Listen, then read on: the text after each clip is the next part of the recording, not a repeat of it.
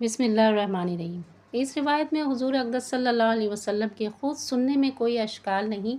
اس لیے کہ انبیاء علیہم الصلاۃ والسلام اپنے قبور میں زندہ ہے۔ علامہ سخاوی نے قول بدیع میں لکھا ہے کہ ہم اس پر ایمان لاتے ہیں اور اس کی تصدیق کرتے ہیں کہ حضور اقدس صلی اللہ علیہ وسلم زندہ ہے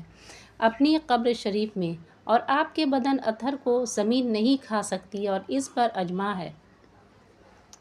اور حضرت انس رضی اللہ عنہ کی حدیث الانبیاء احیاء فی قبورہم یصلون کہ انبیاء اپنی قبروں میں زندہ ہوتے ہیں اور نماز پڑھتے ہیں۔ علامہ سخاوی نے اس کی مختلف طرق سے تخریج کی ہے کہ میں نے حضرات انبیاء کی ایک جماعت کے ساتھ اپنے آپ کو دیکھا تو میں نے حضرت عیسیٰ اور حضرت ابراہیم علیہ نبینا علیہم الصلاۃ والسلام کو کھڑے ہوئے نماز پڑھتے ہوئے دیکھا۔ حضور اقدس صلی اللہ علیہ وسلم کے وصال کے بعد اپنی حضرت ابو بکر صدیق رضی اللہ عنہ جب نعش مبارک کے قریب حاضر ہوئے تو حضور اقدس صلی اللہ علیہ وسلم کے چہرہ انور کو جو چادر سے ڈھکا ہوا تھا کھولا، اور اس کے بعد حضور اقدس صلی اللہ علیہ وسلم سے خطاب کرتے ہوئے عرض کیا، میرے ماں باپ آپ پر قربان، اے اللہ کے نبی، اللہ جل شانہ آپ پر دو موتیں جمع نہ کریں، ایک موت جو آپ کے لیے مقدر تھی وہ آپ پوری کر چکے۔ علامہ سیوطی نے حیات انبیاء میں مستقل ایک رسالہ تصنیف فرماتے ہیں کہ مستحب یہ ہے کہ جب مدینہ منورہ کے مکانات اور درختوں وغیرہ پر نظر پڑے تو درود شریف کثرت سے پڑھے، اور جتنا قریب ہوتا جائے اتنا ہی درود شریف میں اضافہ کرتا جائے، اس لیے کہ یہ مواقع وحی اور قرآن پاک کے نزول سے معمور ہے۔ حضرت جبرائیل حضرت میکائیل کی بار بار یہاں آمد ہوئی ہے اور اس کی مٹی سید البشر پر مشتمل ہے۔ اسی جگہ سے اللہ کے دین اور اس کے پاک رسول کی سنتوں کی اشاعت ہوتی ہے۔ یہ فضائل اور خیرات کے مناظر ہے۔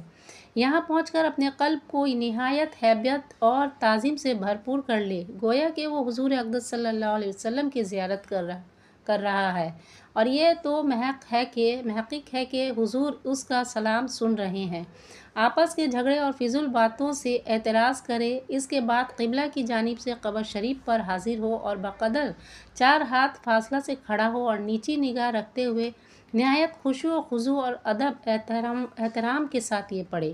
آپ پر سلام اے اللہ کے رسول، آپ پر سلام اے اللہ کے نبی، آپ پر سلام اے اللہ کی برگزیدہ ہستی، آپ پر سلام اے اللہ کی مخلوق میں سب سے بہتر ذات، آپ پر سلام اے اللہ کے حبیب، آپ پر سلام اے اللہ اے رسولوں کے سردار،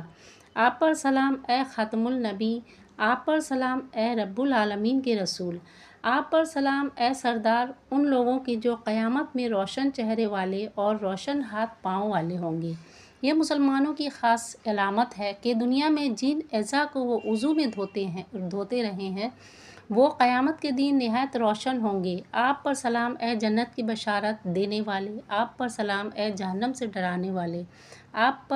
پر اور آپ کے اہل بیت پر سلام جو طاہر ہیں، سلام آپ پر اور آپ کے ازواج مطہرات پر جو سارے مومنوں کی مائیں ہیں، سلام آپ پر اور آپ کے تمام صحابہ کرام پر، سلام آپ پر اور تمام انبیاء اور تمام رسولوں پر اور تمام اللہ کے نیک بندوں پر۔ یا رسول اللہ، اللہ جل شانہ آپ کو ہم لوگوں کی طرف سے ان سب سے بڑھ کر جزائے خیر عطا فرمائے جتنی کہ کسی نبی کو اس کی قوم کی طرف سے اور کسی رسول کو اس کی امت کی طرف سے عطا فرمائی ہوں، اور اللہ تعالیٰ آپ پر درود بھیجے جب بھی ذکر کرنے والے آپ کا ذکر کریں اور جب بھی کہ غافل لوگ آپ کے ذکر سے غافل ہوں۔ اللہ تعالیٰ شانہ آپ پر اولین میں درود بھیجے، اللہ تعالیٰ شانہ آپ پر آخرین میں درود بھیجے۔ ان سب سے افضل اور اکمل اور پاکیزہ جو اللہ نے اپنی ساری مخلوق میں سے کسی پر بھی بھیجا ہو، جیسا کہ اس نے نجات دی ہم کو آپ کی برکت سے، گمراہی سے اور آپ کی وجہ سے، جہالت اور اندھے پن سے بصیرت عطا فرمائی۔ میں گواہی دیتا ہوں کہ اللہ کے سوا کوئی معبود نہیں، اور گواہی دیتا ہوں کہ اس بات کی کہ آپ اللہ کے بندے اور اس کے رسول ہیں اور اس کے امین ہیں، اور ساری مخلوق میں سے اس کی برگزیدہ ذات ہیں، اور اس کی گواہی دیتا ہوں کہ آپ نے اللہ کی رسالت کو پہنچا دیا، اس کی امانت کو ادا کر دیا، امت کے ساتھ پوری خیر خواہی فرمائی اور اللہ کے بارے میں کوشش کا حق ادا فرما دیا۔ یا اللہ آپ کو اس سے زیادہ عطا فرما جس کی امید کرنے والے امید کر سکتے ہیں۔ اس کے بعد اپنے نفس کے لیے اور سارے مومنین اور مومنات کے لیے دعا کرے، اور اس کے بعد حضرات شیخین حضرت ابو بکر، حضرت ابو عمر رضی اللہ تعالیٰ عنہما پر سلام پڑھے اور ان کے لیے بھی دعا کرے، اور اللہ سے اس کی بھی دعا کرے کہ اللہ جل شانہ ان دونوں حضرات کو بھی ان کی مسائے جمیلہ جو انہوں نے حضور اقدس صلی اللہ علیہ وسلم کی مدد میں خرچ کی ہیں اور جو حضور اقدس صلی اللہ علیہ وسلم کی حق ادائیگی میں خرچ کی ہیں، ان پر بہتر سے بہتر جزائے خیر عطا فرما۔ اور یہ سمجھ لینا چاہیے کہ نبی کریم صلی اللہ علیہ وسلم کی قبر اطہر کے پاس کھڑے ہو کر سلام پڑھنا اور درود پڑھنے سے زیادہ افضل ہے، یعنی السلام علیکم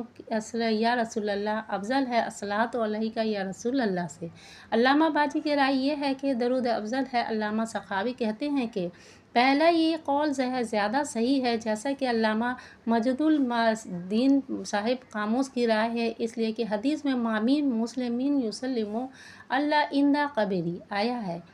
علامہ سخاوی کا اشارہ اس حدیث پاک کی طرف سے ہے جو ابو داؤد شریف وغیرہ ہے میں حضرت ابو ہریرہ سے نقل کی گئی ہے کہ جب کوئی شخص مجھ پر سلام کرتا ہے تو اللہ جل شانہ مجھ پر میری روح لوٹا دیتے ہیں،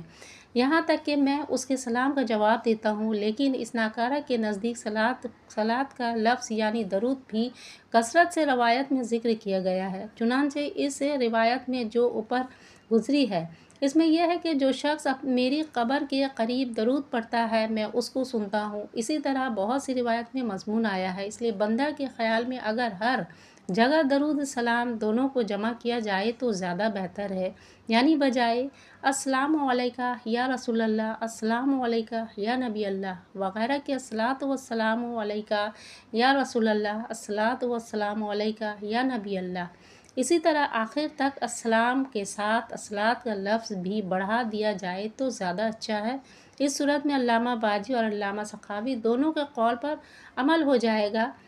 ابو عبد المحمد بن عبداللہ بن الحسین اپنی کتاب مصوب میں زیادہ قبر النبی صلی اللہ علیہ وسلم کے باب میں آداب زیارت ذکر کرنے کے بعد لکھتے ہیں، پھر قبر شریف کے قریب آئے اور قبر شریف کی طرف منہ کر کے اور منبر کو اپنی بائیں طرف کے کھڑا ہو، اور اس کے بعد علامہ سامری حنبلی نے سلام اور دعا کی کیفیت لکھی ہے، اور اس میں یہ بھی لکھا ہے کہ یہ پڑھے اللہم انکا قلت ان کتابک لنبیک علیہ السلام ولو انہم اذ ظلموا انفسہم جاؤک فاستغفروا اللہ واستغفر لہم الرسول لوجدوا اللہ تواب رحیم وانی قد اتیت نبیک مستغفرا فاسألک ان توجب